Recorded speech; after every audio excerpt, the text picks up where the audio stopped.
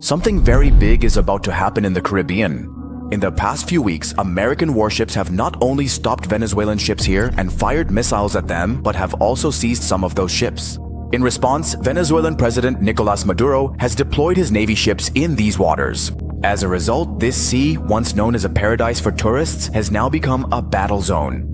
But the question is, why is America opening a new war front so close to its own borders, and how has Venezuela, which was once a collapsing petrostate, suddenly become so significant? And how do the Caribbean's geography, its oil reserves, and its history all combine to make it so important for America? Be sure to watch this video till the end, because today we are going to talk about the past, present, and future of this conflict, whose effects will not only be felt in the Western Hemisphere, but across the entire world. Why are the conditions in the Caribbean Sea deteriorating so badly? To understand this, let's first take a look at the geography of the region. The Caribbean Sea may look small, but its location makes it extremely important in world politics. It lies just about 150 kilometers south of Florida, right next to the United States, and not only connects South and North America, but also links the Atlantic and Pacific Oceans through the Panama Canal, which is the world's busiest sea trade corridor. Every year, more than 14,000 ships and millions of tons of cargo pass through here. Whoever controls the Caribbean basically controls the trade between the world's two major oceans. Venezuela is right at the center of this trade hotspot. Its coastline along the Caribbean Sea is almost 2,800 kilometers long, making it one of the largest countries in South America. There are also major seaports along this coastline, like Maracaibo. The oil-rich Venezuelan and Maracaibo basins are not just ports.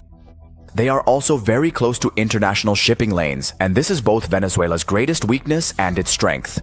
On the east side of Venezuela, there is a region that is currently in dispute with Guyana. This area was related before, but now large oil reserves have been discovered here, which have further increased the importance of this region.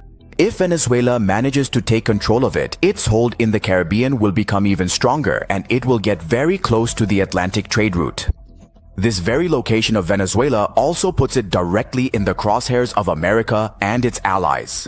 For example, it is only 800 kilometers from Puerto Rico, just 30 kilometers from Dutch islands like Aruba and Curaçao, and just a short flight away from the American base in Florida. This means that if any conflict breaks out in this area, America will automatically get involved. But geography is only half the story. Venezuela's real strength lies hidden beneath its land, and that is oil, home to the world's largest oil reserves. Nearly 304 billion barrels to be precise. These reserves are much greater than Saudi Arabia's 267 billion barrels and America's 70 billion barrels of reserves. And most of these reserves are here in the Orinoco Belt, which is north of the Orinoco River. This oil is very crude and thick, and refining it is also very difficult. But it is present in such large quantities that the whole world knows about Venezuela's reserves. Because of this oil, Venezuela was once one of the 3 richest countries in Latin America. In the 1970s, Venezuela used to produce 3 million barrels of oil daily, and most of it was exported to the United States. At that time, Caracas was not just an ordinary capital, but an energy superpower. Because of this oil, big buildings, highways, and cities flourished in Venezuela. There was a time when Venezuela's per capita GDP was even higher than that of Spain and Greece. Until the early 2000s, the fuel used in American cars and ships mostly came from Venezuela. But this very oil also became Venezuela's biggest weakness. At the end of the 1990s, when oil prices fell, Venezuela's economy collapsed, and corruption, mismanagement, and political unrest made the situation even worse. In the 1990s, one economic crisis after another hit, and finally, in 1999, Hugo Chavez became the president of Venezuela. In the beginning, his socialist policies brought a lot of change to the oil industry. But then, when oil prices fell in 2010, Venezuela was hit by a severe crisis. By 2015, Venezuela's economic situation had become very bad. After Hugo Chavez's death in 2013, Nicolas Maduro had become president. Maduro inherited the Bolivarian Revolution and an economy devastated by a dangerous over-reliance on oil. Very soon, inflation reached triple digits and protests broke out across the country. That same year, the opposition gained control of Venezuela's National Assembly, putting Maduro's government in jeopardy.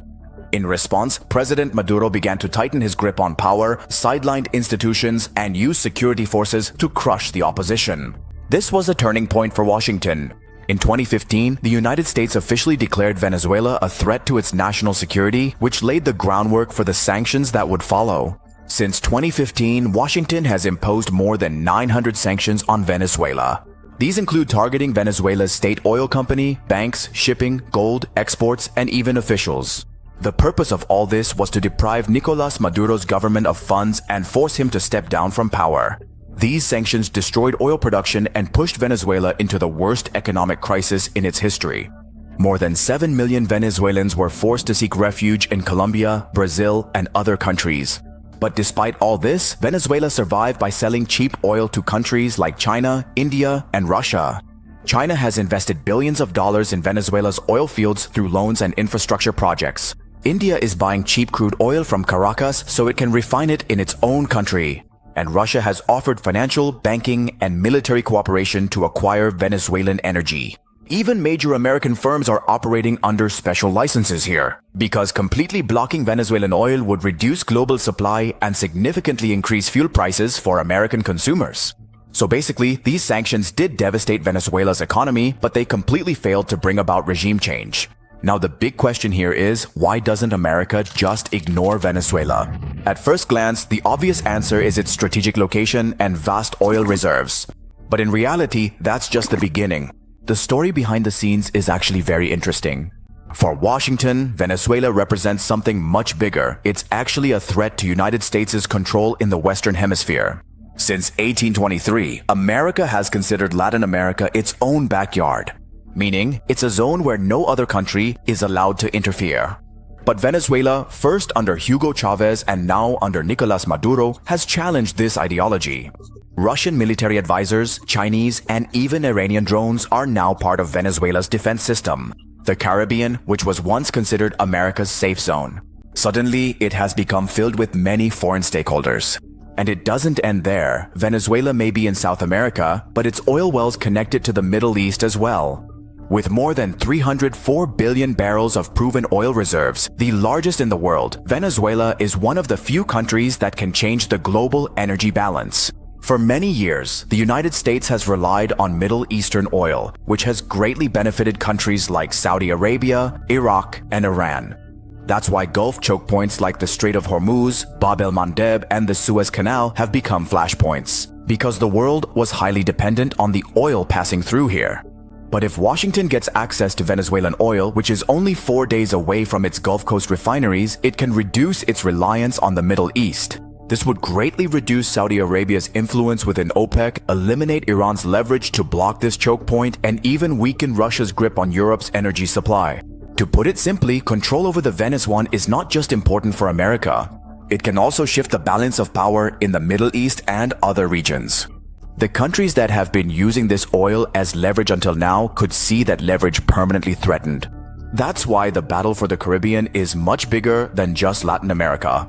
And that's also why things are heating up in the Caribbean. In September 2025, the US attacked ships that were accused of being part of Venezuelan drug smuggling networks.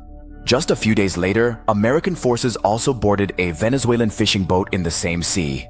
For Venezuela, this wasn't just an anti-drug operation, but an attack on its sovereignty. President Nicolás Maduro gave a strong response to this. He announced the deployment of his army, police, and militia in 284 battlefront zones inside Venezuela to defend against this foreign aggression. He said that the threat of war is looming over Venezuela, and that too just a few kilometers away from its coastline. But this confrontation goes far beyond drugs or the control of fishing boats. This is a battle for control of the Caribbean. Washington wants to show that it can monitor this region and maintain its influence. Meanwhile, Venezuela wants to prove that it cannot be suppressed. The attacks on drugs and fishing boats are actually warning signs of a much bigger struggle.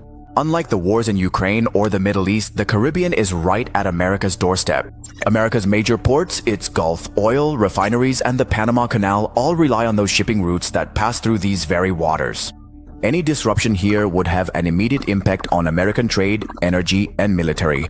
That's why an aggressive Venezuela, especially one backed by Russia, China, and Iran, is a major threat for America. It's a very big danger for the United States. For Venezuela too, this entire crisis is extremely important. President Maduro is facing economic crisis and political instability in his country. That's why the conflict in the Caribbean gives him an opportunity to unite his people. By militarizing the coastal areas, deploying troops in these better frontline zones, and forming alliances with foreign powers, he can challenge American imperialism. This will further strengthen his grip on power while making things even more complicated for Washington. But history shows just how dangerous this kind of conflict can be.